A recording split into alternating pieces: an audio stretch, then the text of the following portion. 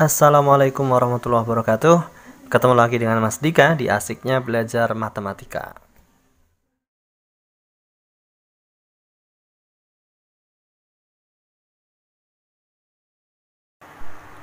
Oke, soal nomor 1. Perhatikan gambar di bawah ini ada sebuah segitiga ABC, sudutnya X, Y, Z. Pertanyaannya adalah berapakah nilai sudut X-nya? Ada dua pernyataan yang disediakan. Nomor 1, 7AB sama dengan 5BC sama dengan 5CA. Yang kedua, 6AB sama dengan 5BC sama dengan 4CA. Cukup gak dua pernyataan ini untuk menjawab soal, gitu kan? Oke, nah pernyataan nomor 1, 7AB sama dengan 5BC sama dengan 5CA, ini perbandingan masing-masing sisi ya. Oke, dan berarti harus kita rubah dulu bentuknya biar jelas nih perbandingannya kayak gimana. Yang jelas BC sama CA itu sama karena perbandingannya sama. Oke, nomor 1 dulu nih, nomor 1. 1 ya. Nah, biar jelas berarti dipindah dulu nih bahwa AB kemudian dibagi berapa tuh? BC gitu ya. BC berarti akan sama dengan 5 dibagi 7. Nah, gitu ya. Artinya apa? Berarti AB-nya tuh 5, BC-nya 7. Jadi hati-hati teman-teman ya. Ini AB-nya 5, BC-nya 7. AB-nya 5 masukin ke sini, lalu berapa tuh BC-nya? BC-nya 7. BC-nya 7. Oke, nah karena BC sama CA sama, BC-nya 7, otomatis AC-nya juga tuh 7 gitu ya. Nah, sekarang kalau sudah diketahui kayak gini nih, semua sisinya ada diketahui kan, ditanya sudut X-nya. Bisa nggak kita nyari sudut X-nya?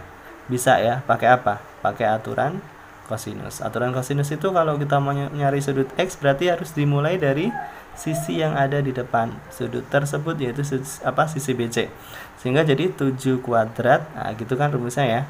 7 kuadrat itu akan sama dengan 5 kuadrat ya, ditambah 7 kuadrat dikurang 2 dikali 5 dikali 7, lalu nanti dikali dengan nilai dari cos X. Nah, nanti X-nya itu ketemu berapa, nggak usah dilanjutin. Intinya ini bisa gitu ya. Pernyataan 1 bisa dipakai untuk menjawab soal. Sekarang pernyataan yang kedua. Sama nih, ini perbandingan. Tapi hati-hati juga, berarti harus kita bentuk perbandingan dulu. Jadi AB per BC itu perbandingannya sama dengan berapa tuh? 5 dibanding 6. Sekarang satunya. Sementara BC gitu ya, dibanding AC ya, perbandingannya akan sama dengan 4 dibanding 5. Nah, dari perbandingan ini nanti kita juga bisa kan nentuin masing-masing sisinya ini berapa panjangnya gitu ya, meskipun angkanya akan beda dengan pernyataan yang pertama. Nah, gitu ya. Oke, nah kalau sisi semua diketahui, artinya ya sama dong kayak nomor 1. Artinya kita bisa mencari nilai X-nya dengan aturan kosinus juga. Gitu ya teman-teman ya. Oke, jadi jawabannya adalah pernyataan 1 cukup, 2 juga sama ya. Juga cukup ya. Artinya 1 boleh, 2 juga bisa gitu. Jawabannya tepat yang mana? D ya, pernyataan 1 saja cukup untuk menjawab pertanyaan dan pernyataan 2 saja juga cukup. Jadi jawabannya adalah yang D.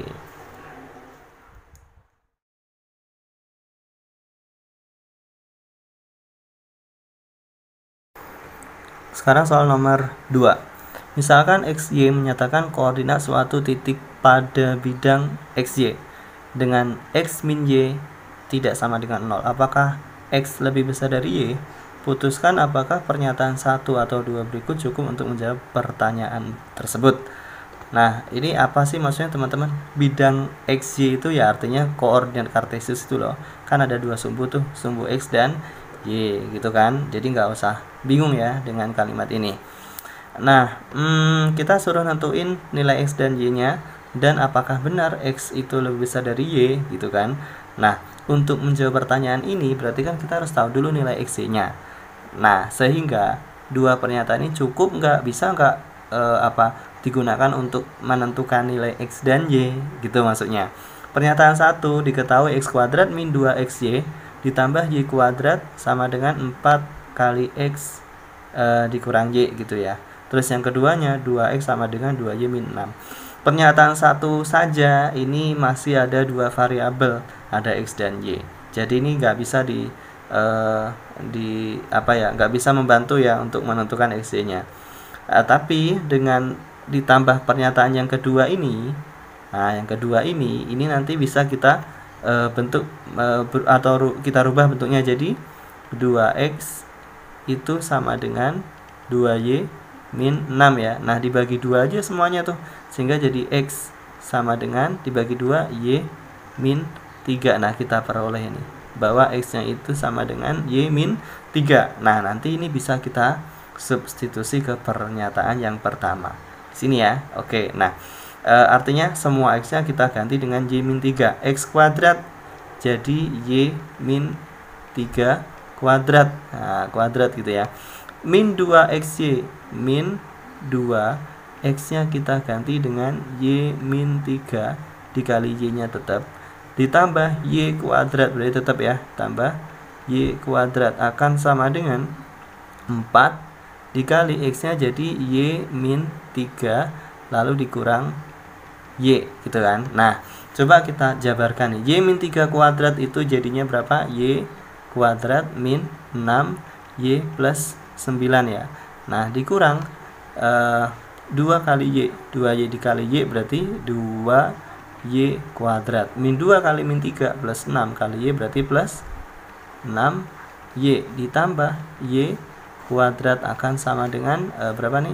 Y kurang Y habis ya, tinggal min 3, berarti 4 kali min 3 berarti min 12. Nah lalu tinggal Y kuadrat dikurang 2Y kuadrat tambah Y kuadrat itu habis. Ini habis semuanya kan? Habis ya. Min 6Y habis. Berarti 9 itu sama dengan min berapa? 12. Artinya apa? Y-nya nggak bisa kita cari. Ya, kenapa? Ya karena habis semua nih variabelnya, Y-nya habis semuanya, nggak bisa ya kita cari. Oke, berarti pernyataan 1 dan 2 itu tidak cukup untuk menjawab pertanyaan yang E.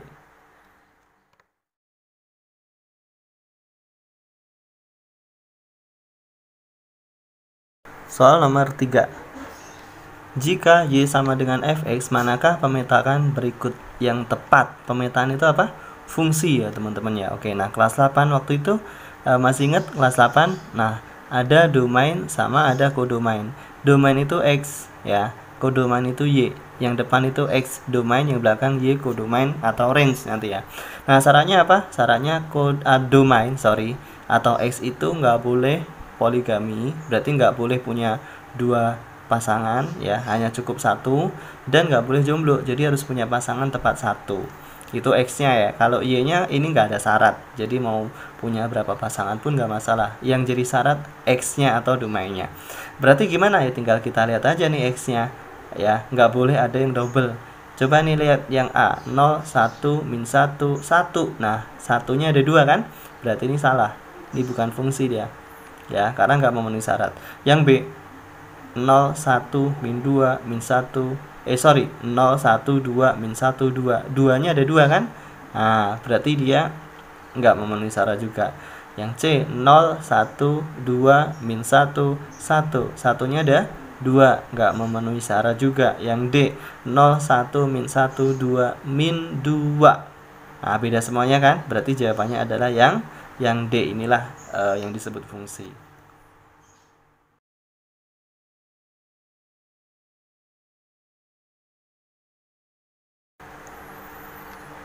Soal nomor 4, di antara grafik berikut yang menyatakan Y sebagai fungsi dari X adalah, nah fungsi lagi nih, gimana tadi syaratnya?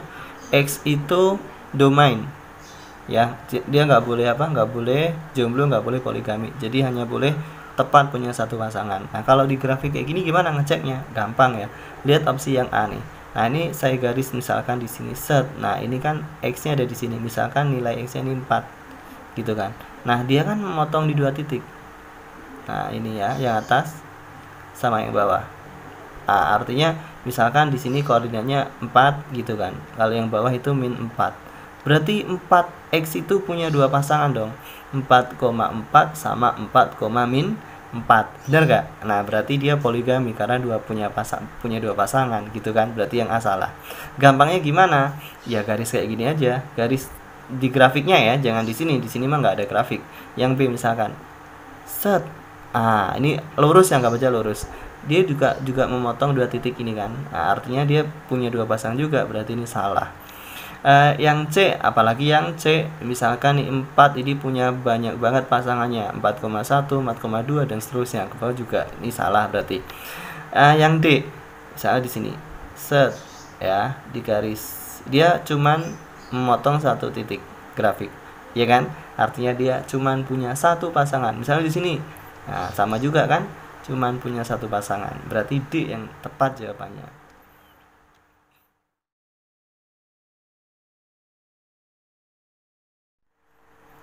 Sekarang nomor 5. Di antara grafik berikut yang tidak menyatakan Y sebagai fungsi dari X.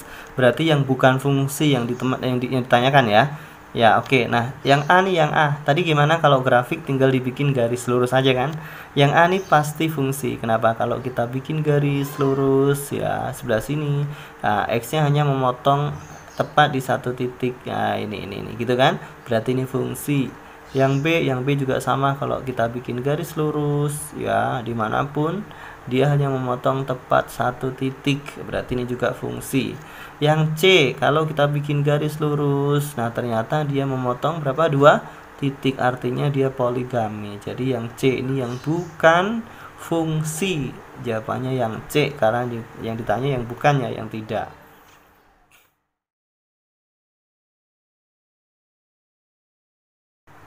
Soal nomor 6, segitiga BDC sama kaki dengan BC sama dengan DC. Titik A terletak pada garis perpanjangan CB. Jika P-nya 36, Q-nya 50, maka nilai X-nya adalah berapa? Jadi BCD ini segitiga sama kaki ya, BC sama CD-nya sama. Oke, kita masukin P-nya 36, berarti di atas ini 36, oke, dan Q-nya 50, berarti di sini 50 derajat. Nah, D sama B-nya bisa nggak kita tentukan? Bisa ya, karena dia sama kaki. Jadi kalau digambar segitiganya seperti ini ya, sama kaki. C-nya taruh di atas, ini misalkan D, ini B-nya, oke.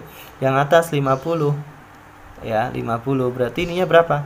Karena dia sama kaki, besarnya sama kan? Totalnya 180, berarti 180 dikurang 50 dibagi 2. Dibagi 2, berapa tuh hasilnya? 130 bagi 2, 65. Jadi masing-masing 65 ini berapa? 65. Nih yang atas juga sama nih, yang atas D-nya juga 65. Sekarang ditanya adalah X. Nah, berarti kalau B-nya 65, otomatis B sebelah kiri ini bisa kita tentukan. Ini kan berpelurus nih.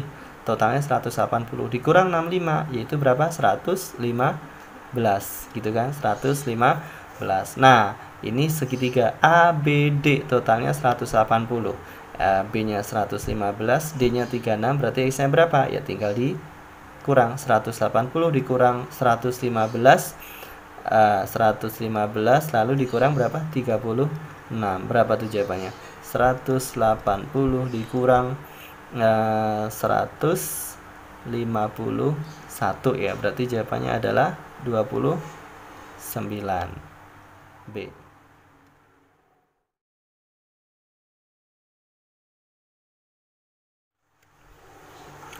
Soal nomor 7. Segitiga BA sama kaki dengan BA sama dengan EA. Lalu diketahui sudut A-nya 54, EFD-nya 68. Ditanya nilai X-nya ini berapa? A-nya 54 ya, A-nya 54. Di sini berarti 54. Lalu EFD 68, berarti di sini sudutnya 68. Oke, 68. Nilai X-nya ini berapa gitu kan? Oke. Nah, ABE ini adalah segitiga sama kaki ya. Berarti karena AE dan AB itu sama, berarti sudut E dan B juga sama. Nah, totalnya 180.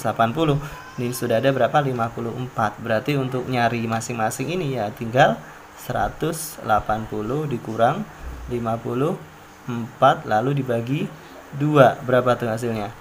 126, berarti 63. 3 ya, masing-masing 63. Berarti di sini 63, B-nya juga 63. Oke, nah untuk nyari X-nya gampang, tinggal pakai segitiga ini aja, EFD.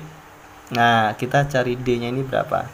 Totalnya berapa? Segitiga 180. Berarti tinggal 180 dikurang 63 kurang 68, atau dikurang totalnya berapa? 131. Berarti hasilnya adalah 49. Nah, itu nilai X-nya. Loh, kok bisa? Iya, karena dia bertolak belakang kan sudut ini. Nah, sudut bertolak belakang itu besarnya sama. Jadi X-nya sama dengan 49. Jawabannya.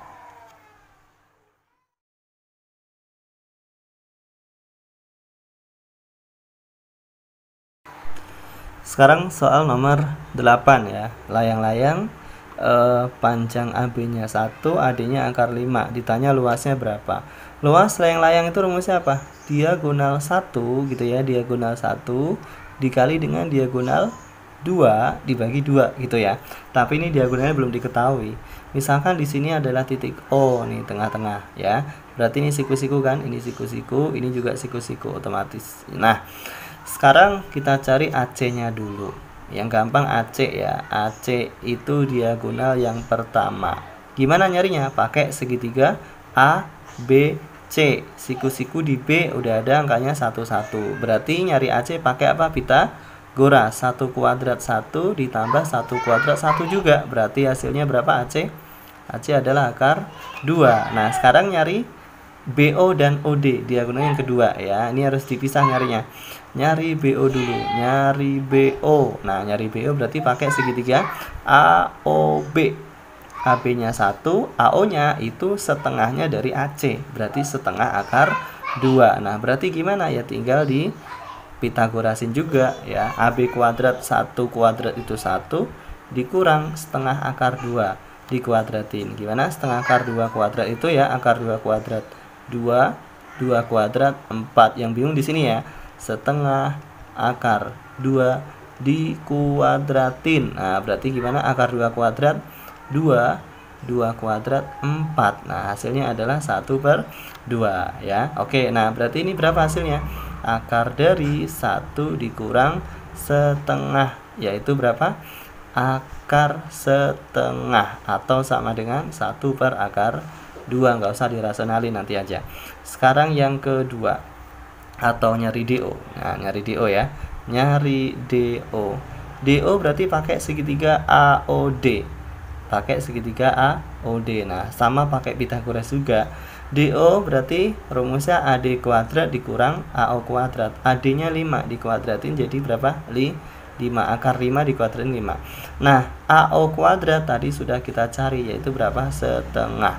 Berarti hasilnya sama dengan 5 dikurang setengah itu berapa?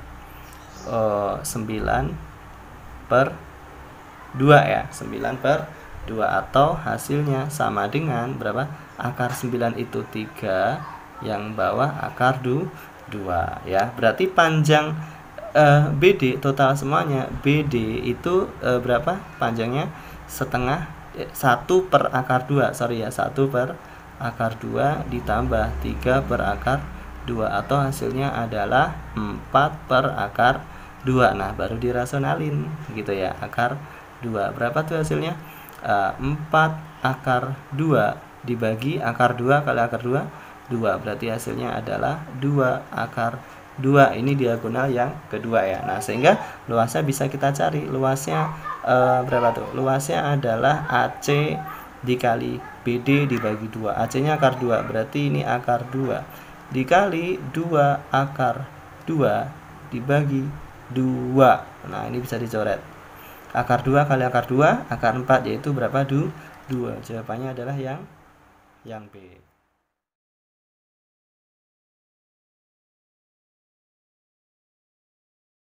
Soal nomor 9 ya. Di dalam lingkaran besar terdapat dua lingkaran kecil yang identik yang saling bersinggungan ya, saling bersinggungan. Nah, jari-jari yang kecil itu 2 cm ya. Berarti 4 diameter yang kecil ya. Nah, sehingga 4 itu juga sekaligus jadi jari-jari lingkaran yang besar ya. Nah, untuk ngitung yang diarsir, luas yang diarsir gimana? Ya lingkaran yang besar tinggal dikurang sama lingkaran yang kecil yang tidak diarsir itu. Ya, berarti kita hitung dulu nih. Kita hitung dulu untuk luas lingkaran yang besar ya. Oke, luas lingkaran yang besar atau LB ya sama dengan rumusnya luas itu lingkaran apa? Luas lingkaran pi r kuadrat. Nah, pi-nya nggak usah diangkain karena opsinya kan itu pi-nya nggak usah dihitung tuh ya, jadi tetap biarin. Nah, r kuadrat, r-nya 4 ya untuk yang besar, jadi 4 kuadrat 16, jadi untuk lingkaran besar itu 16 pi. Nah, sekarang lingkaran yang kecil atau LK ya, karena 2 berarti langsung kali 2 aja, kali pi r kuadrat juga sama nih, 2 pi-nya juga nggak usah diangkain. Nah, jari-jari yang kecil berapa? 2 ya. Nah, berarti 2 kuadrat 4 ya, jadi hasilnya adalah 8 pi. Nah, untuk ngitung luas yang diarsir berarti ya 16 pi dikurang 8 pi, hasilnya adalah 8 pi. Jawabannya yaitu apa? C ya.